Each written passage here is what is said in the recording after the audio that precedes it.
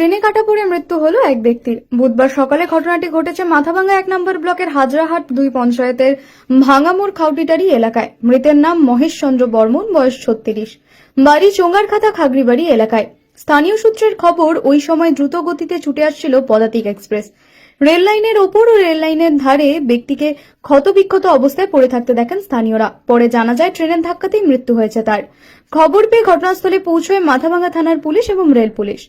Police দেহ উদ্ধার করে ময়নাতদন্তে পাঠিয়েছে। দুর্ঘটনা নাকি আত্মহত্যা তা খতিয়ে দেখছে পুলিশ। ঘটনা তদন্ত শুরু হয়েছে বলে জানিয়েছে পুলিশ। কেরিয়ার নিয়ে চিন্তিত? দ্বাদশের পর কি করবেন ভাবছেন? নার্সিং শিখুন Mathuranath memorial nursing institution থেকে। উন্নত পরিকাঠামো যুক্ত প্রতিষ্ঠানে অভিজ্ঞ faculty, student credit card, 100% placement, আধুনিক হস্টেলের সুবিধা সহ West Bengal nursing council, Indian nursing council ও West Bengal university of health science অনুমোদিত আমাদের কলেজে জিএনএম ও বিএসসি নার্সিং এর সিট বুকিং চলছে।